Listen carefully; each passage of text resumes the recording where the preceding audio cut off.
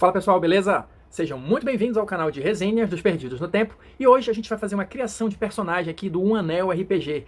Quem tá ligado no movimento, que já tá inscrito aqui no canal, sabe que a gente fez uma série de vídeos, passando por capítulo a capítulo pelo Um Anel RPG, explorando as minúcias, do sistema, da lore, enfim. Mas agora chegou a hora da gente ver isso um pouquinho na prática. Eu vou criar um personagem de uma forma razoavelmente aleatória, para mostrar para vocês o passo a passo, desse processo. É um processo razoavelmente extenso, mas não é muito difícil. Mas você tem que ter atenção a alguns detalhes, porque no Anel RPG as características, basicamente, elas estão interligadas. Então tem muita coisa que você escolhe aqui, mas vai ter um desdobramento lá na frente. Então eu vou tentar passar um pouquinho disso para vocês, E aguardo, claro, os comentários de vocês para saber se foi útil ou não, se foi interessante, se vocês curtiram. Mas então é isso. Chega de papo e bora pro personagem. Bom, vamos lá, pessoal. Vamos começar aqui a nossa criação de personagem do Um Anel RPG. Estou aqui com tudo que eu vou precisar, o livro básico, borracha, um D6, lápis e a nossa gloriosa ficha, tá? Um Anel RPG, ele não tem exatamente assim um mecanismo para você criar personagens aleatórios, tá? Tem algumas coisas que você pode sortear aleatoriamente, mas assim, dá para criar um personagem totalmente aleatório com algumas jogadas de dados, e é isso que eu vou fazer hoje, tá? Então, primeiro, a primeira coisa que a gente tem que prestar atenção quando vai criar um personagem, escolher um personagem, é justamente o que ele chama aqui de culturas heróicas, olha só. E existem 6 culturas heróicas pra gente escolher.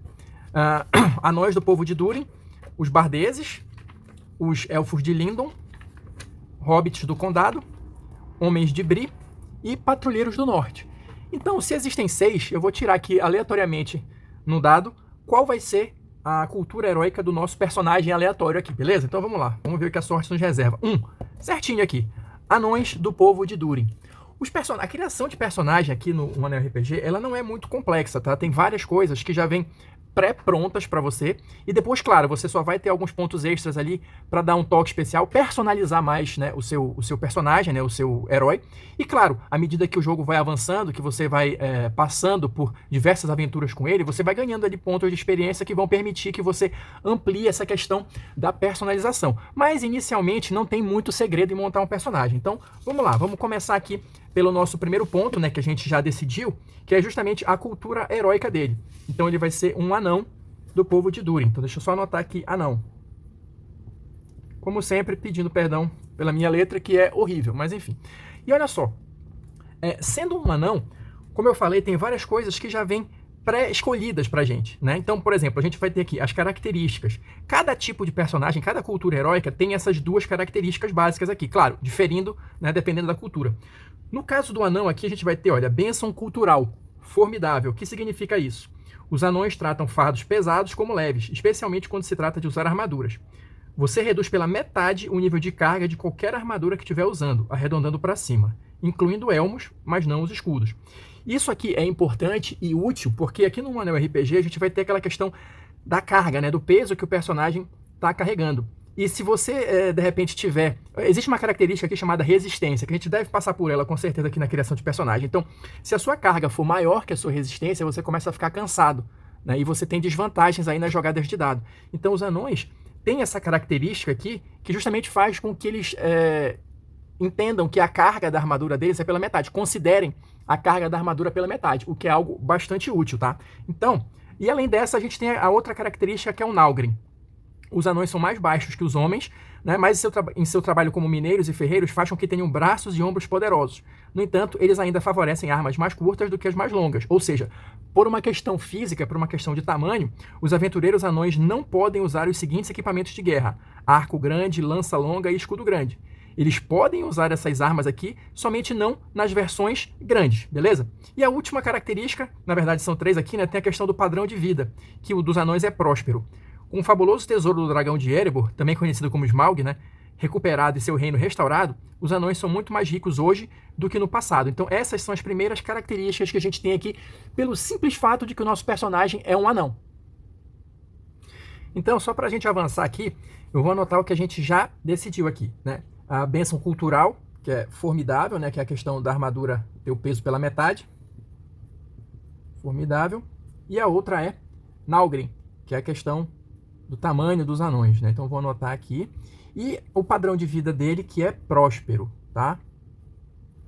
isso aqui influencia um pouquinho também na questão do equipamento inicial que o personagem começa, tá? Essa questão do padrão de vida, mas a gente ainda vai chegar lá. Bom, então essas são as primeiras características. Agora a gente vai para a questão dos atributos. Aqui nos atributos, como vocês podem perceber, aqui tem uma tabela.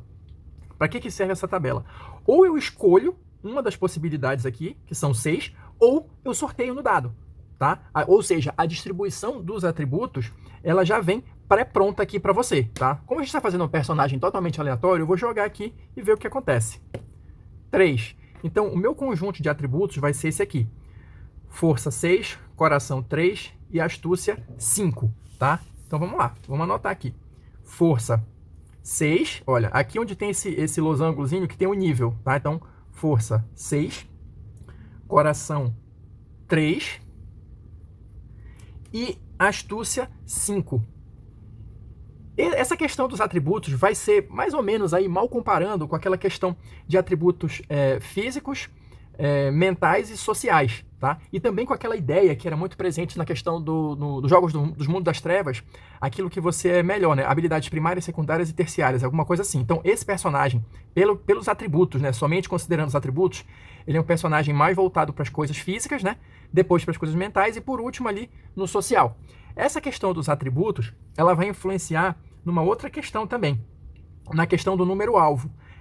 Cada grupo de perícias, olha, não sei se vocês conseguem perceber, mas olha, tem um grupo de perícias embaixo da força, um grupo de perícias embaixo do coração e da astúcia. Toda vez que eu for fazer um teste dessas perícias, a minha dificuldade básica, o meu número-alvo básico, é este aqui. Vocês podem perceber que tem aqui embaixo, olha, NA de número-alvo. Mas como é que eu chego nesse valor aqui? O padrão do jogo é que você pegue 20 e diminua o nível que você tem aqui no atributo correspondente. Então, para testes envolvendo as perícias ligadas à força, o meu número-alvo vai ser 20 menos 6, 14, tá? Aqui a mesma coisa. Nas perícias ligadas ao coração, é 20 menos 3, 17. Ou seja, é mais fácil para eu conseguir alguma coisa relacionada à força do que com o coração, beleza? E por fim, a da astúcia é 20 menos 5, 15, tá? Então, já tenho aqui mais ou menos montado a minha questão dos atributos, tá? Ainda vai faltar as estatísticas finais, mas a gente vai voltar a elas no momento apropriado. Para a gente fechar aqui essa parte de cima, a gente tem as estatísticas derivadas, olha. Então, aqui, isso também vai variar dependendo da cultura heróica. A gente tem uma outra tabela aqui, olha, que vai dar mais ou menos o valor base para cada uma das estatísticas derivadas, que vão ser justamente aqui a resistência, a esperança e o bloqueio. Tá? Então, no caso dos anões aqui, a resistência é igual ao meu nível de força mais 22. Então, meu nível de força 6 mais 22, a minha resistência é 28, minha resistência máxima, tá? A minha esperança... só rapidinho, isso aqui é que eu estava falando. Esse número aqui é tipo a quantidade de carga que eu consigo levar. Se eu estiver carregando equipamento que gere uma carga maior ou igual a este número aqui, 28, eu começo a ter problemas.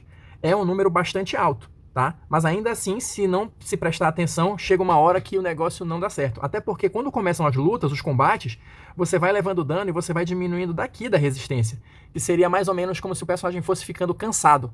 Então, por mais que ele não esteja ferido no sentido de sangrando, ele começa a ficar cansado e o tanto de equipamento que ele está carregando começa a influenciar negativamente na batalha. E ele começa a ter penalidade nas jogadas de dados, tá? Isso aqui é basicamente um resumo bem resumido, assim, de como é que funciona o sistema de combate, tá? Então, vamos lá. Então, já tenho aqui a resistência. A esperança vai ser aqui coração mais 8. Então, 13 mais 8, 11, tá? Então, eu vou ter 11 de esperança. A esperança vai ser uma espécie de reserva de pontos coringa que eu tenho aqui. Eu posso gastar pontos de esperança para ganhar dados extras para qualquer tipo de jogada, tá? Só que, claro, isso também vai ter um efeito, né? A gente tem uma característica aqui no jogo chamada sombra, que é tipo a influência do lado maligno, né? Do lado de Sauron nos personagens. Então, se a minha característica de sombra chegar próximo a esse número aqui de esperança, eu também tenho problemas, tá? Então, é só para vocês entenderem mais ou menos como é que funciona o negócio. Cada característica dessa, basicamente, vai estar ligada a alguma outra e vai ter algum efeito mecânico. Então, não são coisas meio assim aleatórias ou que você vai usar só para uma coisa específica. O sistema, ele é bem conectado nesse sentido, né? As características, elas têm uma múltipla função no jogo. E, por fim, a gente vai ter aqui o bloqueio, que vai ser astúcia mais 10. Então, no caso aqui do meu anão, o bloqueio dele inicial vai ser 15. Esse bloqueio é basicamente a dificuldade que os inimigos vão ter para me acertar, tá? Então eles precisam conseguir na jogada de dados deles 15 ou mais para conseguir acertar o meu personagem. E assim a gente fecha a questão das estatísticas derivadas.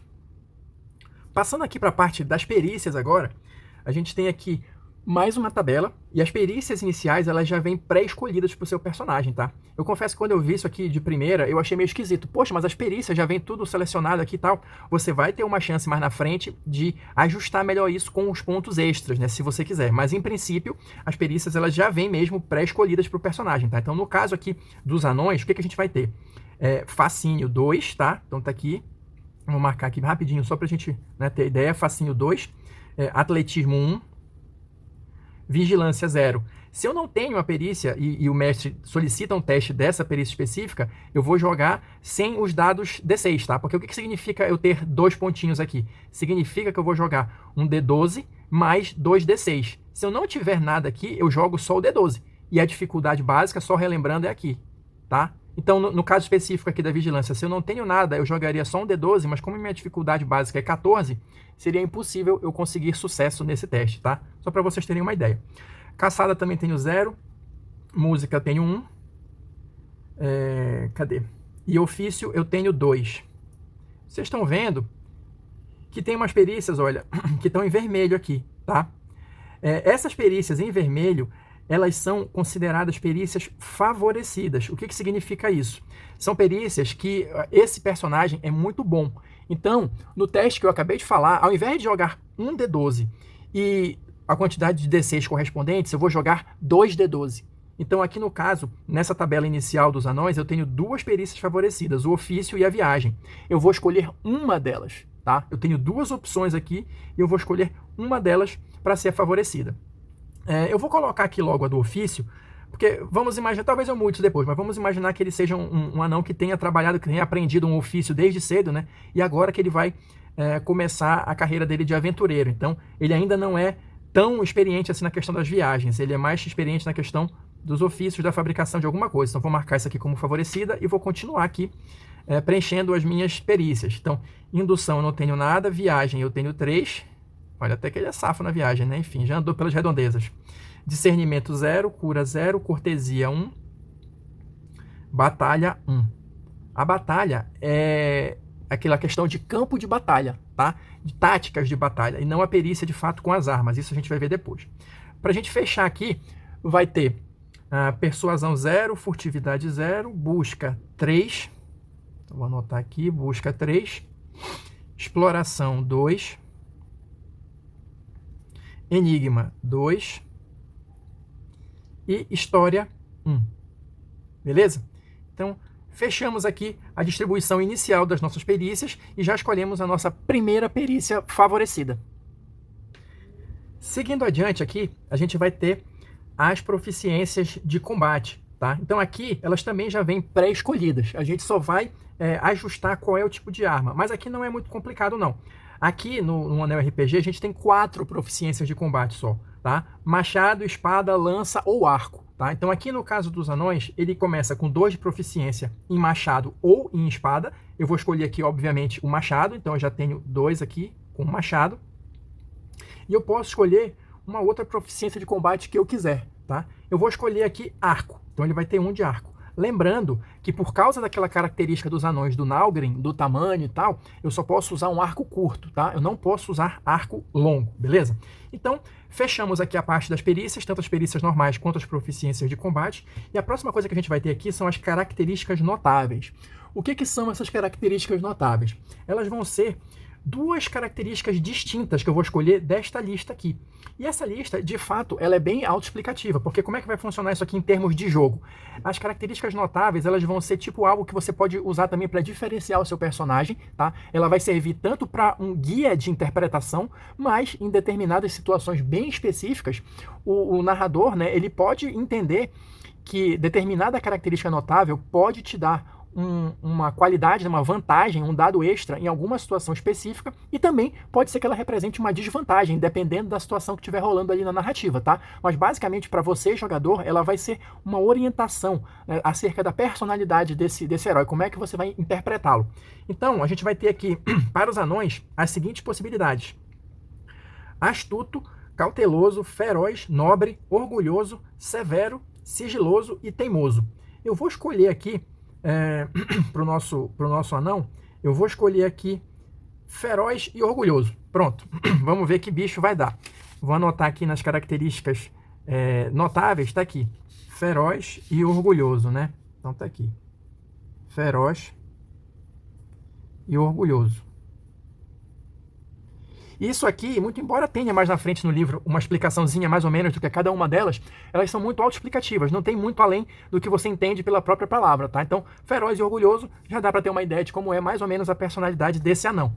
E pra gente fechar aqui nessa primeira parte, a gente vai falar um pouquinho aqui sobre idiomas e tal, e vai dar sugestões de nomes, tá? Eu nunca escolho os nomes dos personagens aqui, porque, na verdade, eu sou péssimo para isso. Eu deixo sempre aí, quem quiser sugerir algum nome pode colocar aí nos comentários, né? E a gente decide isso depois. Encerrada essa parte da cultura heróica e das perícias e tal, que já é basicamente 50% do personagem, a outra coisa mais importante que a gente tem que escolher, ou no nosso caso aqui, sortear, são justamente os chamados. Os chamados, eles vão ser, tipo aqui, muito entre aspas, como se fossem as classes de outros jogos de fantasia medieval, ou as profissões, esse tipo de coisa. É aquilo no qual o seu personagem se dedica, né? Qual tipo de atividade ele desempenha. Também são 6 tipos de chamados, tá? Eu detalhei um pouco mais sobre eles durante a nossa série, né, do One Anel RPG, que eu passei por todos os capítulos. Então aqui eu vou dar uma sorteada logo pra gente ver qual vai ser o destino do nosso anão aqui. Então são 6, eu vou jogar novamente aqui o nosso D6, vamos ver o que é que sai. 3, eu vou seguir aqui a ordem do livro, né? Então caçador de tesouros, campeão, capitão, tá? O capitão é mais ou menos o seguinte, eu vou ler aqui rapidinho para vocês. Quando o mundo está à beira da ruína, é dever de todos os indivíduos de valor se erguerem e assumirem a liderança, qualquer que seja o risco. Você escolheu colocar seu julgamento a serviço dos outros, para guiá-los nesta hora sombria. Mas você não quer que os outros sigam seus comandos por medo ou obediência. Você quer que os sigam porque confiam em você. Olha, até combinou, né, com as características notáveis que eu escolhi aqui, que é do feroz e orgulhoso. Acho que tem a ver com essa questão do capitão. Mas além dessa pequena explanação, o que esse chamado aqui me confere em termos de jogo, em termos de sistema? Olha, por ser um capitão, eu vou ter direito, aliás, qualquer chamado, né? Ele vai te dar direito a escolher mais 2 perícias favorecidas. Ou seja, no final das contas, você vai ficar com 3 perícias favorecidas. Uma que você escolheu em relação à cultura heróica, e agora você vai escolher mais 2 dessa lista aqui. Então a gente tem batalha, indução e persuasão. Então eu vou escolher 2 aqui. Eu vou escolher batalha, porque como eu tinha, apesar de eu ter só um pontinho, né? É aquilo que eu falei, a batalha, ela vai servir tipo como se fosse uma tática, né? Analisar o campo de batalha, fazer uma estratégia, alguma coisa assim. Então, como ele é um capitão, eu vou marcar aqui a batalha e a persuasão também, né? Porque, de repente, né, precisar convencer alguém que tá não está querendo seguir direito o plano, alguém que está com dúvidas ali e tal, então a persuasão eu acho que pode ser útil. Se bem que eu não tenho nada, né, de persuasão aqui. Mas eu posso comprar depois. Também não tenho nada de indução, que seria outra, né? Então beleza, vamos marcar aqui a persuasão como favorecida, porque na pior das hipóteses eu jogo 2d12 e fico com o melhor resultado. Enfim, já escolhi minhas perícias favorecidas e eu tenho também uma característica notável adicional, liderança. O que significa essa liderança? Você possui capacidade de direcionar os outros para a ação. Quando sob pressão, outras pessoas naturalmente se voltam para você para orientação. Então, vou anotar aqui a outra característica, liderança, tá? E isso aqui, como eu falei, todas essas características notáveis, dependendo da situação, da interpretação do narrador, elas podem te conceder algum tipo de vantagem em testes apropriados, tá? E o caminho das sombras é a tentação do poder. O que é esse caminho das sombras? O chamado, como eu falei, cada característica aqui está ligada com outra coisa. Então, dependendo do chamado que você escolha, isso vai influenciar também o comportamento do personagem, caso ele seja afetado violentamente ou fortemente pela sombra, né? Por isso tem aqui o caminho das sombras. No caso do capitão, ele vai ter a tentação do poder. Quando indivíduos recebem uma posição de autoridade, seja por posto, linhagem ou posição social, podem acabar confundindo seu próprio engrandecimento com o bem maior das pessoas a quem deveria orientar ou manter em segurança. O poder é a tentação por excelência e fornece à sombra uma maneira fácil de ganhar os corações daqueles que o desejam. Esse caminho das sombras geralmente é o seguinte, ele vai pegar tudo que tem de bom, né, na descrição aqui, ou tudo que seria de positivo, né, de você ter escolhido esse chamado, ele vai torcer, ele vai perverter. Então, essa sensação do capitão de querer promover a segurança dos outros e tudo mais, ele no final das contas vai ser distorcido para uma mania de grandeza ou uma sede de poder ou alguma coisa assim, tá? Então, eu vou botar aqui o caminho das sombras, tentação do poder. Vou botar aqui abreviar, tentação do poder. e o chamado, que foi capitão, né? Beleza. Encerramos mais uma grande parte aqui, já estamos quase no final da nossa criação de personagem. Avançando aqui, a gente vai ter a experiência anterior. Agora chegou aquela hora de dar uma personalizada maior, né, no seu herói. A gente vai ter aqui 10 pontos para gastar e melhorar, né, alterar aqui a nossa distribuição das perícias. E aqui tem a tabelinha aqui para a gente saber quanto custa, tá? Então, olha só, eu vou começar aqui gastando um ponto para comprar aqui um ponto de persuasão, que eu não tenho nada e é uma perícia favorecida minha, tá? Então eu gastei um ponto aqui, eu vou até aumentar logo para 2, e aí eu gasto mais 2 pontos aqui, 3. O livro recomenda que você não tenha inicialmente nenhuma perícia com nível maior que 3, tá? Mais 2 está de boa aqui, e já gastei 3 pontos dos meus 10, tá? O que mais que eu posso aumentar? Eu posso aumentar aqui, por exemplo, o meu arco, tá? Proficiências de combate, essa outra tabela aqui de baixo. Aumentar de 1 ponto para 2 custa 4. Então vou aumentar aqui, 4, mais 3, 7. Ainda tenho 3 pontos para gastar, tá? Eu posso aumentar aqui, deixa eu ver uma perícia que seja interessante para eu ter, que eu não tenho nada ainda. Um ponto aqui, olha, vigilância, por exemplo. Gastei mais um ponto aqui para ter 1 de vigilância. Um ponto de cura é importante também. E como eu supostamente sou acostumado a combate, pelo menos um primeiro socorros ali e tal, então tá valendo. Então, 1 de vigilância e 1 de cura, mais 2, ainda tenho um pontinho para gastar. Vou gastar aqui em discernimento. Discernimento é tipo aquela perícia que você usa para perceber se você está sendo enganado, se alguém está tentando mentir para você, alguma coisa assim. Muito embora ele não seja um personagem muito social, pode existir algum tipo de situação em que ele desconfie de alguma coisa e tal. Então eu vou botar um pontinho aqui de discernimento só para ver o que acontece. Então, beleza. Gastei os meus pontos de experiência, já dei mais uma personalizada aqui no personagem e estamos cada vez mais próximos do final. Na sequência, a gente vai ter aqui, olha, o equipamento inicial do personagem. E aqui, basicamente, você pode ter uma arma para cada ponto de perícia que você tem. Ponto não, perdão, para cada proficiência de combate que você tem. Como a gente começa com 2, a gente vai ter 2 armas. Então, no meu caso aqui, machado e um arco, beleza? Então aqui, olha, a gente vai ter a tabela com essas armas aqui, com as características de cada uma delas. No caso aqui do anão, eu vou colocar aqui para ele, olha, um machado grande, tá? Lembra que o que eles falaram lá é que o anão não pode usar espada, lança e arco grande, tá? O machado pode. Então eu vou colocar aqui o machado grande no equipamento de guerra dele. Machado grande. Esse machado vai causar 7 de dano. Este dano, só para vocês entenderem mais um pouquinho do combate, se eu acertar o golpe, este dano ele vai ser subtraído da resistência do inimigo, tá? Que é aquilo que eu falei, não necessariamente as batalhas elas vão ser sangrentas, os personagens vão ficando cansados quanto mais eles combatem, né? O ferimento é 20. Essa questão do ferimento é o seguinte, dependendo do resultado dos dados, eu posso acertar um golpe certeiro, vamos dizer assim, que de fato vai tirar sangue do personagem, que de fato tem a capacidade de matá-lo. Para tentar resistir a esses efeitos, quem foi atingido faz um teste contra o ferimento da arma. Então, no caso aqui do anão, se eu acertar alguém com esse tipo de golpe, o inimigo lá vai fazer um teste e a dificuldade desse teste vai ser 20, beleza? A carga vai ser 4, tá? Depois a gente vai falar um pouquinho sobre a carga, vai fazer a somatória para ver como é que tá a situação dele. Mas a outra arma que ele vai ter é um arco, tá? Então aqui a mesma coisa, eu vou só anotar as características, tá? O dano vai ser 3, o ferimento vai ser 14 e a carga do arco é 2, beleza? Para a gente seguir adiante e fechar o nosso equipamento, está faltando a armadura, tá? Então eu posso escolher aqui armadura, elmo, escudo, o que eu quiser como equipamento inicial. Tem algumas limitações que é o seguinte, se vocês perceberem, olha, tem algumas das armaduras que tem 2 asteriscos aqui. O que significa isso? Para consultar os requisitos de padrão de vida. Ou seja, aqui isso vai começar a entrar em jogo. Dependendo do padrão de vida, ou seja, dependendo da quantidade de recursos, né, de dinheiro que o personagem tem, muito embora isso não seja contabilizado em termos de moedas, tem tantas moedas e tal, isso influencia no tipo de equipamento que você pode ter.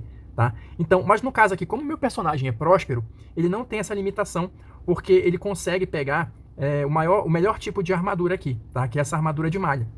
Em princípio, mesmo que você tenha condições financeiras de pegar, você tem que prestar atenção na questão da carga, porque isso vai pesar, com perdão no trocadilho, no final. Mas no caso do anão, como ele tem aquela vantagem que armaduras e elmos, para ele, é como se pesasse a metade, eu acho que vale a pena fazer esse investimento aqui. Então, olha, a cota de malha, ela vai me dar 4 dados de proteção e vai ter uma carga 12. Mas eu vou reduzir essa carga pela metade. Eu vou colocar aqui só pra gente ver no final como é que vai ficar essa história.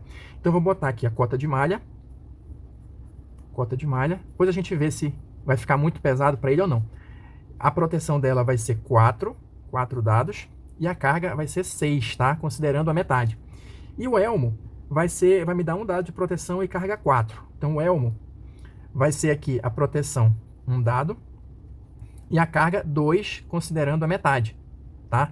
Essa proteção, como é que vai funcionar? Eu falei para vocês ainda agora que se o personagem que for atingido por um golpe que tire sangue efetivamente, ele faz um teste de ferimento aqui com a dificuldade da arma.